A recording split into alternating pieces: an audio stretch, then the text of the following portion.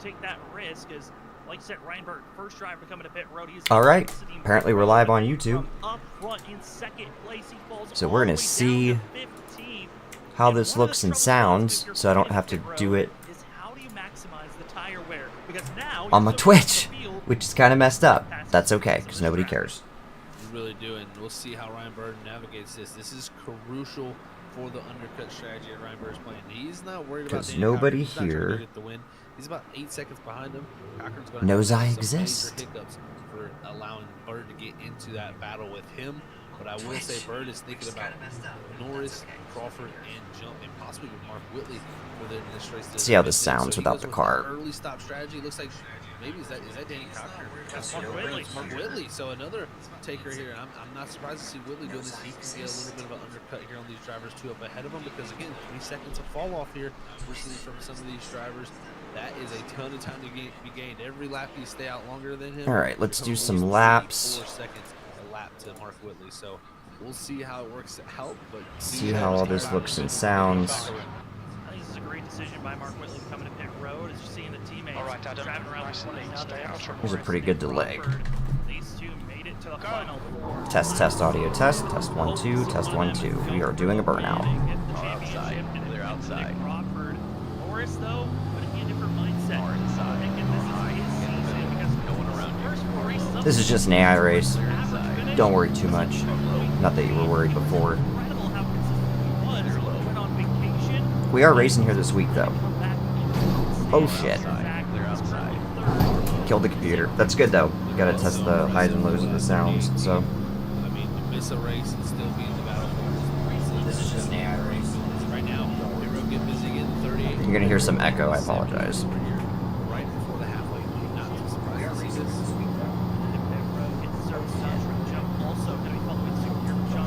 That's good, though. I think it's actually at a pretty good volume right now.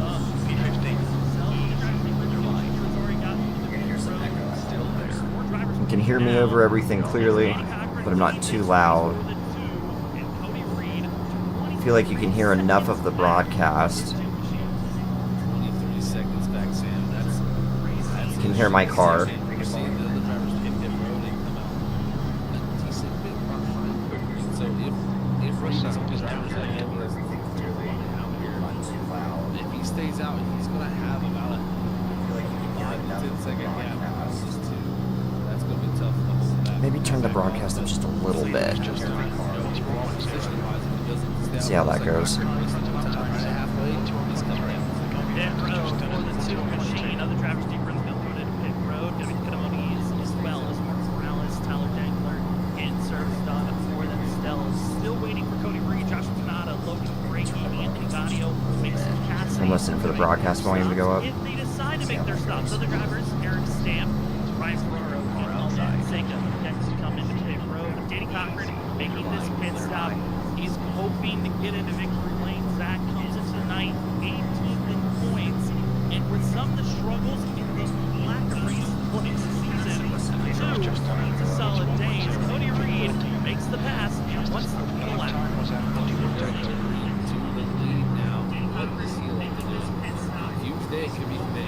It might be a little too loud now, but not much. It's almost perfect. Now just leaving his box, just going into turn number 1. He's going to have a second gap back to Danny Cochran on fresh tires. So if he is looking to stretch the fuel out, it's not going to be for winning position because it's going to be tough to hold back with fresh tires. Maybe a top 5 finish if you're lucky. That is a massive gap. Eric Stamp, Mason Cassidy, and Joshua Canada now in the pit road to get service And done. just a smidge more car. And maybe I'll have a big enough gap. I'll have 15 seconds, potentially maybe 20 if you're lucky. Only to have 8 seconds over Danny Cochran. I don't think the 25 is that small because it's already dwindled to almost 6 seconds already.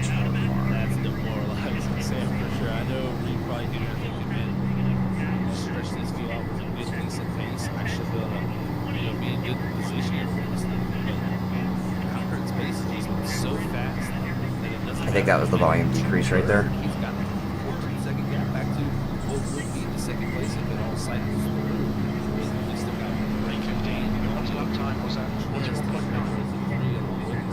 That was it right there. He'll be the only driver on the Fonseca did not get likes to stay on the track. I think he was kind of set on this, especially with the pace he ran to start. I'm talking. The broadcast is going. This is an audio test. Test. We're just talking, folks. We're just talking. There's a car. We're gonna hit the wall. Oh, no, we didn't. Based off of the amount of time that he's given up, what did you think about this pit stop? Or was it just guns out? I made my decision. I'm staying out. I'm talking. I think he's already made his decision now. It's 22 laps in. I mean, he can do it, but he's lost so much time to the drivers ahead of him through the saving of the first run that I just think he's got to stick it out now and just see where it plays out for him. I mean, at the end of the day, right now he's got 25 seconds back to Mark Whitley, who he was battling right up to that point, right before Whitley got past him for Whitley to pit. If he can hold Whitley off at the end of the day, it worked out for him. I mean, he was ahead of the driver that he was racing around, but still probably going to be saying what could have been if he just raced it out at 100%. 2 seconds is the gap as Danny Cochran crossed the line for himself. I actually think it was better before. Lap of the race out of I didn't realize how much car you could hear. A 1:16.686, and if you compare that to his qualifying time, that's just 2/10. I think I'm gonna go back to that. It was 9.8, so we're gonna put it to 9.8. So impressive to see from this 2 team, man. I'm telling you what, that's a burner of a lap there in the race time, especially. So There he's it definitely is. putting on a show for us, driving right up to him. And I mean, hey, only a measly 4 seconds faster than Reed the last time by. I don't know if this pass is going to be too hard for this 2 truck once he gets right up to the back bumper here. Probably heading down to 11. He should have this pass done and dusted, and maybe even before that. I think the hardest thing might be the closing rate. How do you predict? I mean, over 4 seconds faster than the driver in front of you. It's going to be a lot of letting off, trusting, and hoping. I know exactly where my wheel was, about right here. Gets the Yep. run out of turn 10, down below. Cody Reed gets one Alright, space. we're just gonna do a couple laps here. What time was that at? That was, I don't know, Ramps it up in the 2. Back to the 4. 7 minutes in, 7.5 minutes in. So we're gonna go ahead and go through here like we're doing a normal race. Did that strategy. This looks like Talk a little bit, not a lot. It's just It's not like I talk the entire stream, so see how it sounds, if it's a good balance or not. of having the lead. So I think it's pretty damn close though. I think it's pretty damn close. looks like he may be getting ran down by Nick Crawford, who elected to stay out extra 2 laps. Everybody's all pissed off about Noah Gregson getting suspended, which I don't agree it was a great decision, but I mean, given the history and everything that's been going on with that, I don't really see how they had any other choice. But I think it was shitty of the guy that spent all that time digging it up in the first place, though. Tell me you're petty without telling me you're petty, you know what I mean?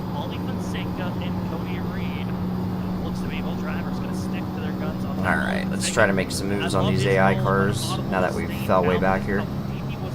This could be the best way for him to salvage. Ryan Bird at this current moment down through the S's, down the hill.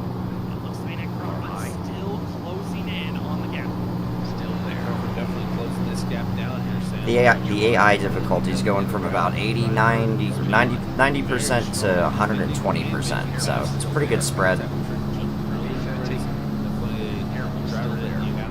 Aggressive with, but he's going to be aggressive back with you. So we'll see how some of these dudes like the start finish line. Crawford just seems like he has a little bit better drive off those newer tires. They're going to continue to show their head more and more here, especially if Crawford. But no, I think it's going to be a good. I think it'll be cool to see from my point of view, obviously, and then my driver cam, and then to actually see what's going on in the broadcast at the exact same time. I think that'll be cool. Give people a little something extra to watch, you know. And it doesn't. I don't think it looks bad. I think the window sizes are all about like what I would want. I mean, the broadcast window should be big enough that you can see easily what's going on. But then you don't want it to cut into my point of view too much, which I don't think it does. It just a little bit over in the corner there. You could still see damn near everything though. Yeah, I don't think that's bad, man.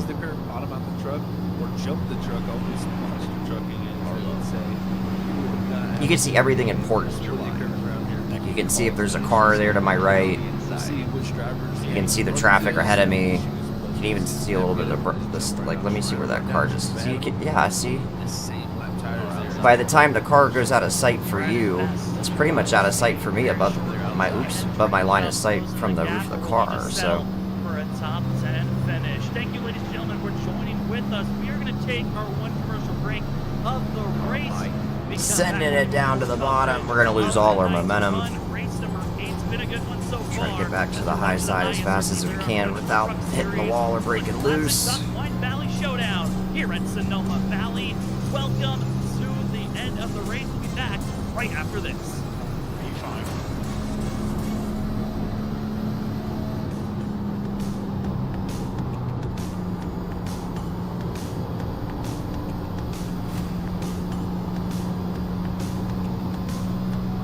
Feeling pretty good about the race this week.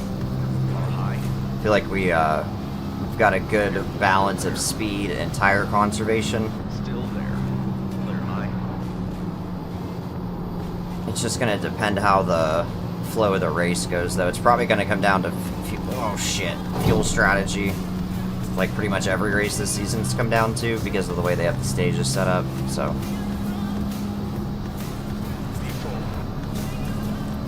Top 5 here is where you really start getting into the difficult AI. Got it cranked up to 120%. So They're 5 wide behind her pit.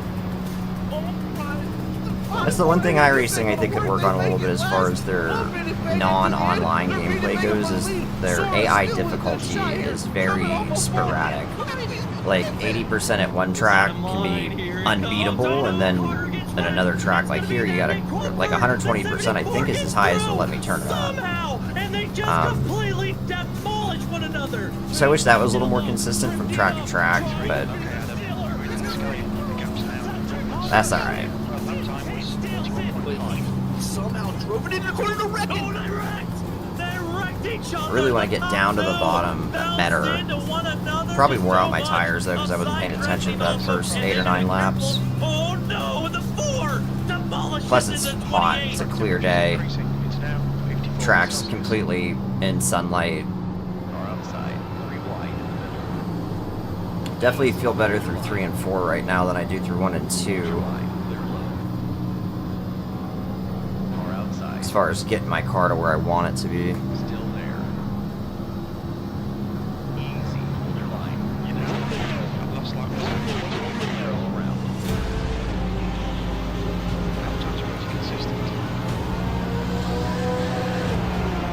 Oh hell, we're hitting it. Oh, by all of our momentum.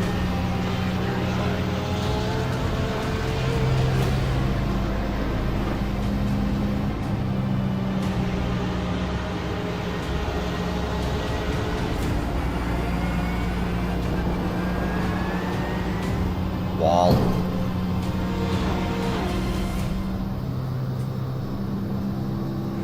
Yeah, we're gonna see how this looks and sounds.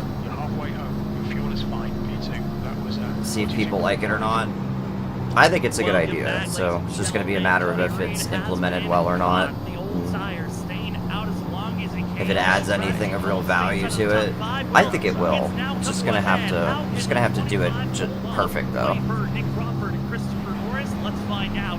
As the 49 not able to set up for the pass just yet, but aggressive moves all around.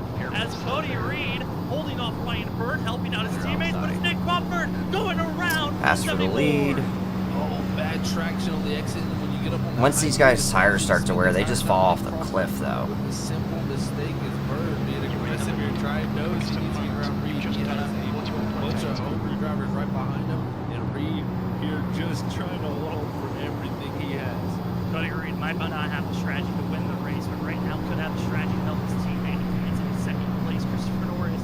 Testing, testing, 1, 2, 3. 49 and give any type of opening for the 38 machine.